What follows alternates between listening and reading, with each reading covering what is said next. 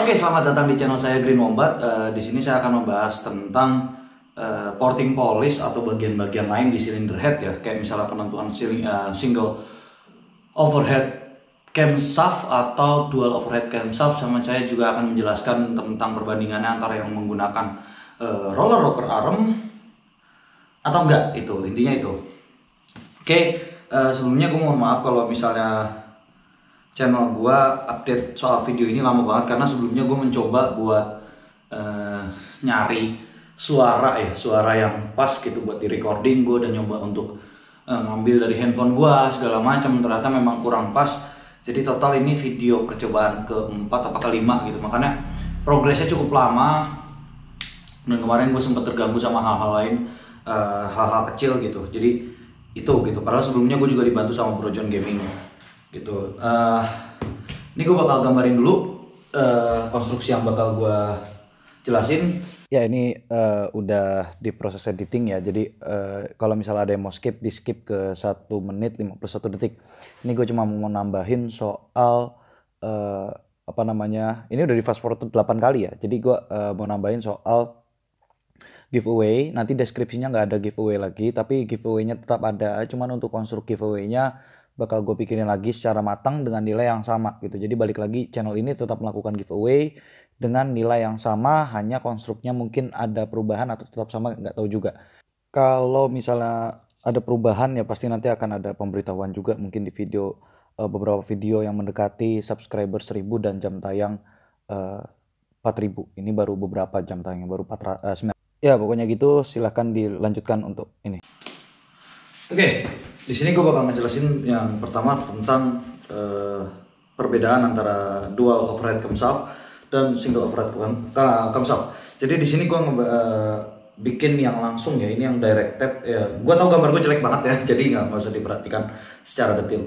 Jadi di sini gitu ya, kita bisa melihat di sini kalau misalnya memang ya, yang dual overhead camshaft saat camnya itu muter dia langsung dorong. Ini yang direct tap ya, direct tap dia langsung dorong gitu kan, dorong klep, kemudian udaranya itu masuk. Jadi kalau misalnya kita gambarkan di sini ada saluran udara gitu ya, dia akan, nah ini kan saluran udara gitu ya. Terus kemudian di sini untuk pembuangannya misalnya ini pembuangannya gitu kan. Nah ini jalur pembuangannya gitu. Sementara di single overhead camshaft ya sama gitu ya. Jadi ini yang pembuangan misalnya gitu ya, terus ini yang masuk gitu ya, gitu. Nah, yang jadi masalah adalah banyak orang yang mengatakan bahwa direct tap itu adalah real DOHC dibandingkan dengan yang single overhead camshaft. Itu nanti gue bakal masuk ke yang lainnya. Jadi ini bahasan bakal panjang gitu. Udah 10 menit. Oke, jadi pertama gue bakal bahas dulu kelebihan dan kekurangannya gitu ya. Sementara kalau untuk perbedaannya itu tadi cuman ada ini cam. Jadi ada satu batang gitu ya, single, namanya batang shaft, itu shaft gitu ya, single overhead camshaft. Berarti di overhead ya, di cylinder head itu cuma ada satu shaft di mana dia terkoneksi dengan cam gitu ya. Camnya itu ada cam in dan cam out gitu. Sementara kalau untuk yang dual overhead camshaft berarti dia ada dua camnya, shaftnya gitu ya. Tapi bukan berarti dia nggak harus pakai, contoh misalnya 4 cam atau gimana. Itu ya, bisa jadi DOHC malah 2 klep itu ada juga gitu. Jadi itu gitu. Nah, yang membedakan yang menjadi perbedaan signifikan antara single overhead camshaft dan dual overhead camshaft adalah tekanan atau pressure-nya gitu, pressure yang diterima atau stress yang diterima setiap komponen gitu. Jadi kalau kita lihat di sini ya, karena single overhead camshaft menggunakan roller rocker arm dibandingkan dengan ini yang direct tap, memang kalau untuk gesekannya itu ada perhitungan laginya ya gitu. Itu ada perhitungan lagi. Cuman untuk tekanannya di sini kita bisa lihat saat cam ini berputar gitu ya. Jadi saat camshaft-nya berputar, putaran ini bergantung sama crankshaft gitu ya. Jadi nanti dia ada gear-nya lagi. Bukan gear, rantai. Ada juga yang pakai gear sih ada, tapi setahu gue itu di mobil. Kalau di motor rata-rata rantai. Oke, jadi dia saat berputar gitu ya, ini akan mendorong ya, bisa kita lihat di sini.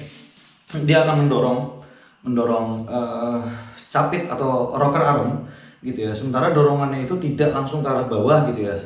Vektor gaya yang diterima oleh rocker arm ini dia agak ke samping gitu loh. Jadi ininya ke sini gitu ya. Nah, ininya ke sini gaya-gaya stresnya gitu ya. Kemudian karena di sini pasti ada ininya apa namanya? Ada shaftnya gitu ya.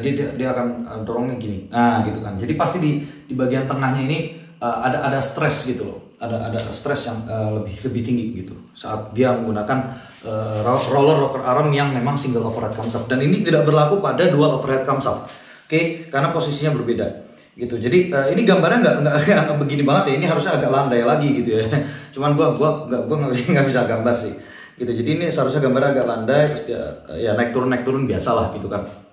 Nah, di sini juga bisa dimainkan gitu ya, karena biasanya di sini untuk roller rocker armnya itu nggak bisa diganti. Jadi roller rocker armnya itu memang sudah fix karena posisinya memang di cylinder head ini sangat sempit gitu. Jadi yang biasanya dinaikin itu antara durasi, yang dinamakan durasi itu adalah saat posisi ya camnya ini mulai ada kenaikan gitu loh, liftnya. Ini kan jadi ini kan normalnya. Terus pas dia di sini kan jarak antara radius titik tengah sama ke pinggir itu jadi agak berbeda gitu. Itu durasinya dari berapa TMA atau berapa TMB sampai berapa gitu. Jadi berapa derajat sampai berapa derajat. Nah, kemudian ada yang dinamakan lift cam. Lift cam adalah ketinggiannya gitu. Jadi di sekian derajat lift camnya naik berapa derajat gitu. Jadi itu yang bisa dipermainkan. Tujuannya memang sama gitu ya, untuk yang di DOHC juga sama. Tujuannya untuk memperlancar peredaran jumlah udara yang atau debit udara yang masuk ke dalam mesin gitu. Tapi ya semakin tinggi lift camnya, karena berarti dia dorongannya semakin tinggi, berarti pressure dalam rocker arm ini juga apa namanya akan semakin tinggi gitu. Contoh mesin yang seperti ini untuk yang klep 4 itu ada Pulsar 200 NS gitu, terus ada Jupiter MX gitu, ada Yamaha Fiction R15 V3 gitu dan lain sebagainya. Itu banyak sekali gitu posisinya gitu. Jadi apalagi terutama di Pulsar 200 NS ya, karena posisi businya ada 3, 1, 2, 3 gitu ya. Jadi posisi rocker arm ini kemakan, tempatnya space-nya kemakan. Jadi roller rocker armnya itu dibuat semakin kecil gitu. Bahkan dibandingkan dengan roller rocker arm yang punya MX, bisa dikatakan size-nya agak gimana gitu ya. Mungkin kalau dihitung beratnya juga nggak beda jauh gitu. Padahal ukuran pistonnya itu jauh sekali. MX cuma 54 mili, sementara Pulsar itu 74 mili. Gitu. Jadi kalau ada yang bilang DOHC berpengaruh pada performa RPM atas segala macam, sebetulnya secara langsung tidak ya. Jadi gue nggak bilang kalau itu jadi penentu signifikan, enggak. Tapi DOHC itu mengurangi stres pada material yang disebut rocker arm ini gitu. Jadi kalau misalnya nanti mau bandingin bilang, nah motor ini gitu kan, ya beda motornya 300 juta bos gitu. Dia udah beda teknologi gitu ya. Itu udah beda teknologi gitu, apalagi kita bandingin sama Desmodronic, itu udah beda cerita gitu ya. Kalau lu pernah buka headnya juga lu bakal ngeliat gitu ya, rocker armnya tuh gede-gede banget gitu ya, dibandingkan dengan rocker arm yang pada umumnya itu kecil-kecil banget, serius kecil banget. Untuk piston 72 mili aja cuma berapa ukurannya, serius itu kecil banget rocker armnya gitu. Nah, ini untuk posisi yang SOHC roll rocker arm. Nah, ini DOHC ya, DOHC. Kalau misalnya secara performa gitu ya, dia nggak begitu terlalu signifikan ya berbeda dengan ini. Tapi dengan adanya keleluasaan gitu ya, jadi nanti gue bakal gambarin yang pakai roller rocker armnya juga. Dengan adanya leluasa sudut ini, jadi kalau misalnya pistonnya itu, anggaplah gue gambarin gitu ya, pistonnya itu datar dan ternyata bentuk profil silinder headnya juga datar, maka ya sudah gitu, diameter piston itu jadi titik penentu gitu loh.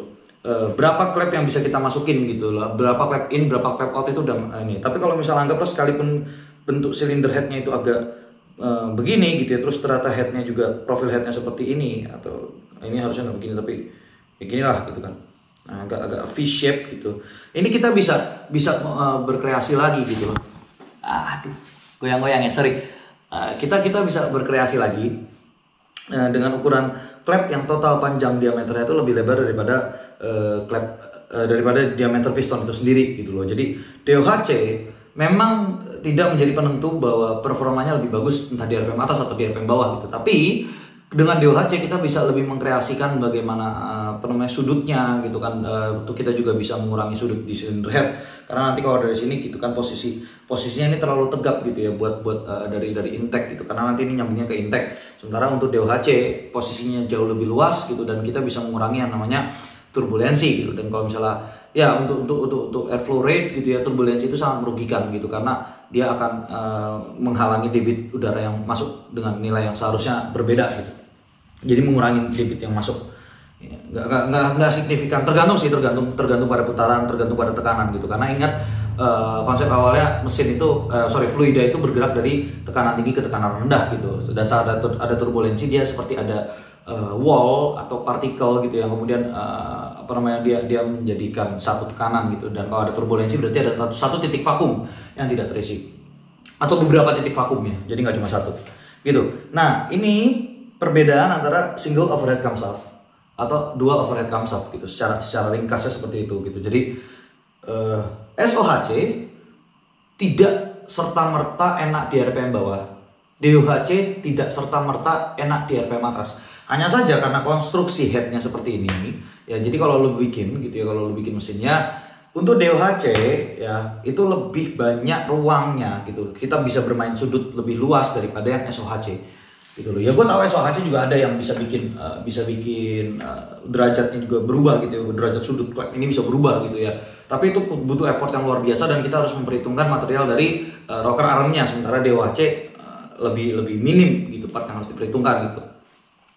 Oke, nah gue bakal ngeganti gambarnya sekarang pakai DOHC yang ini apa? Roller rocker arm.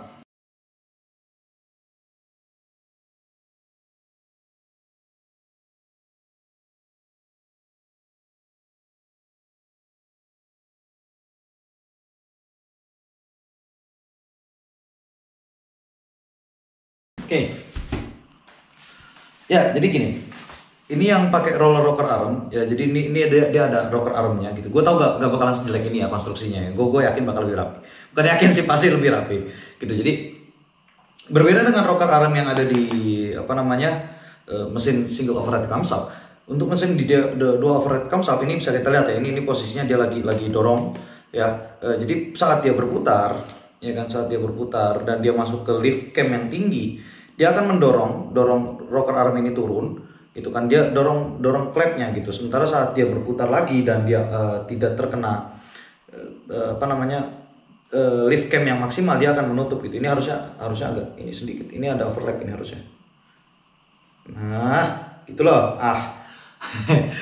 Jadi saat kondisi dia tidak ada liftnya atau pada ukuran radius normal, dia akan tertutup klepnya. Oke, jadi perbedaannya di mana gitu antara yang DOHC rocker arm dan DOHC direct tap gitu. Jadi kalau kita bandingkan, kalau yang DOHC direct tap, camnya itu akan mendorong masing-masing klep gitu. Jadi satu cam itu akan mendorong satu klep gitu ya. Nanti ada sim-simannya. Jadi kalau misalnya digambarkan gitu ya, posisinya ini bulat. Nah, ini dia ada penonjoknya gitu ya. Terus di sini ada batang klepnya. Nah, ini artinya kalau dia satu cam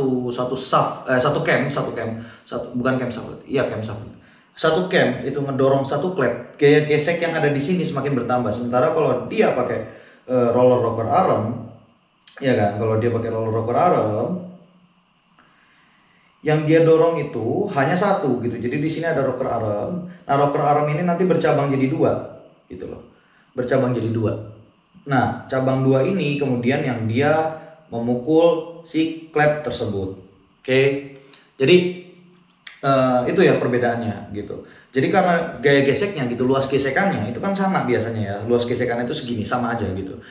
Itu nanti karena minim gesekan artinya efisiensi volumetriknya akan bertambah gitu. Kalau efisiensi volumetrik bertambah berarti powernya juga akan bertambah gitu loh. Nah, dan untuk durability tadi gue bilang gitu, karena posisi tekanan ini berbeda dengan posisi vektor dari ini gitu, dia akan lebih cenderung lebih kuat gitu loh. Jadi kalau misalnya digambarkan gitu ya, posisinya seperti ini gitu kan, didorong krek gitu.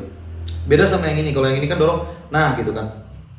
Jadi ada tekanannya yang berbeda gitu. Bahkan posisinya untuk rocker arm yang ini dia lebih landai gitu loh. Ya ini landai juga sih, tapi ya, agak sedikit perbedaan lah gitu. Jadi karena ada vektor momentumnya itu berbeda. Oke, jadi itu ya, dia nggak setajam ini sih. Ini gue nggak bisa gambar. Dia harusnya agak sedikit lebih landai sih gitu. Jadi oke. Nah selanjutnya gue bakal membahas soal cylinder head.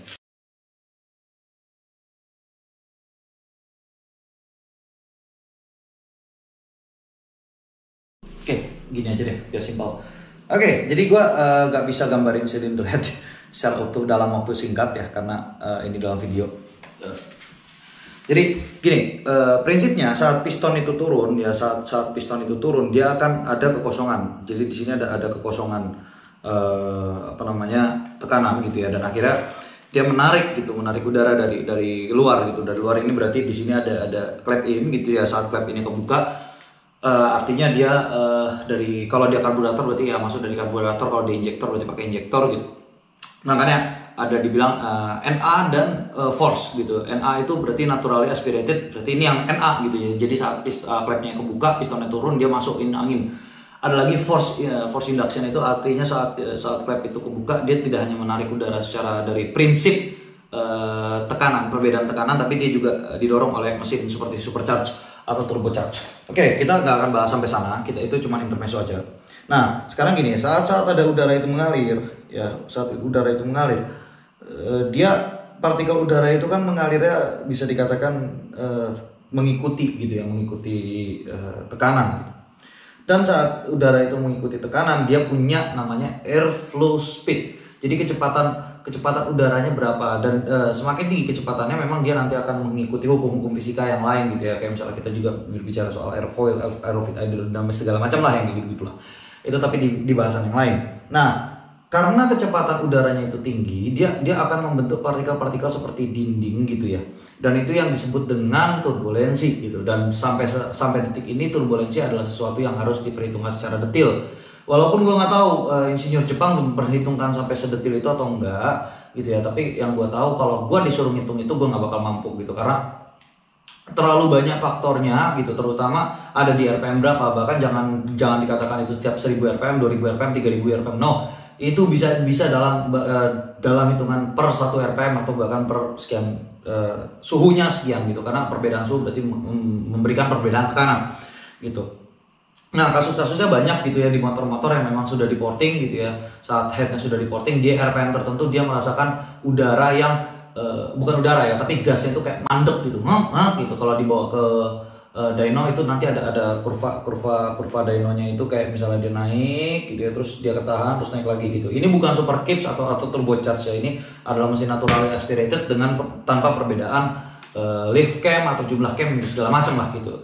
Nah, kalau kita melihat dari contoh mesin Yamaha gitu ya, VVA atau variable valve actuation, di situ ada perbedaan saat dia menggeser lift cam dari yang tadinya agak lebih pendek jadi lebih panjang gitu ya. Nah, di situ terjadi turbulensi. Makanya kalau kita dyno mesin R15 V3, NMAX atau Aerox gitu ya, itu pasti ada saat pergeseran itu biasanya powernya agak drop gitu, terus langsung naik lagi gitu. Walaupun secara logika seharusnya tidak seperti itu, tapi itu adalah hukum fisika. Nah, itu adalah namanya itu terjadi turbulensi dalam chamber gitu. Nah, untuk yang bentuknya lurus seperti ini ya, ini akan meminimalisir turbulensi. Hanya saja tetap nanti kan dia di sini ketemu sama, tadi kepotong, berarti udah sekitar 30 menitan ya. Jadi kalau dia semakin lurus seperti ini, dia kebalik. Kalau dia semakin lurus, dia akan mengurangi turbulensinya. Walaupun nanti tetap ada turbulensi bagian sini. Dan semakin banyak cekungan gitu ya, saat dia cekung seperti ini gitu ya, dia udaranya harus seperti ini gitu ya, masuk ke sini. Ini bisa jadi ada titik di mana dia tetap vakum di sini, karena terutama di kecepatan tinggi, terutama saat bukan kecepatan tinggi tapi perbedaan tekanan yang tinggi, akhirnya kecepatan udara yang masuk pun semakin tinggi, dan itu terjadi kevakuman di beberapa titik. Nah, jadi kalau porting, makanya ada orang bilang porting itu adalah trial and error. Gue nggak sepenuhnya setuju itu science, tetap scientifical, tapi gue sendiri masih menggunakan kalau gue porting adalah trial and error gitu. Kenapa gue bilang gitu? Karena gue nggak tahu gitu yang mana yang bisa menyebabkan turbulensi yang paling tinggi itu yang mana gitu, atau di RPM berapa itu gue kurang begitu ya ada hitungannya, tapi please, otak gue nggak akan sanggup ngitung sekian ribu variabel gitu ya. Jadi ya kalaupun gue maksain gitu ya, waktunya bisa setahun. Jadi bisa dikatakan apa ya, itu sesuatu yang bisa dilakukan tapi hampir mustahil gitu loh. Jadi untuk kayak misalnya contoh tadi tuh gue mau bahas apa ya, yang ini loh, yang gerigi-gerigi itu loh. Oh, bola golf gitu. Ada yang bilang katanya bola golf itu seperti apa gitu ya. Sekarang gini loh, ya yang jadi masalah dari portingan seperti itu, dia berarti kan menambahkan gerigi, dia kepotong lagi, dia menambahkan apa namanya, posisi bergelombang seperti ini untuk kecepatan tertentu mungkin yang sangat tinggi gitu ya. Itu mungkin bisa dilakukan. Kecepatan yang tidak terlalu tinggi mungkin dia tidak akan menyebabkan turbulensi yang lebih tinggi, yang tinggi sekali gitu. Tapi saat kecepatan itu sangat amat tinggi gitu ya, kecepatan udaranya sangat tinggi, ini justru malah bisa menyebabkan turbulensi gitu loh. Selain susah membuat seperti ini gitu. Nah, untuk trial and error mendapatkan formula yang lebih apa namanya, ya ini kameranya udah overheat dari tadi gitu ya. Jadi gua udahin aja gitu karena memang materinya cuma segitu. Gua rasa sekian dari gua, semoga videonya nggak terlalu panjang. Nanti bakal gue edit. Green Wombat out.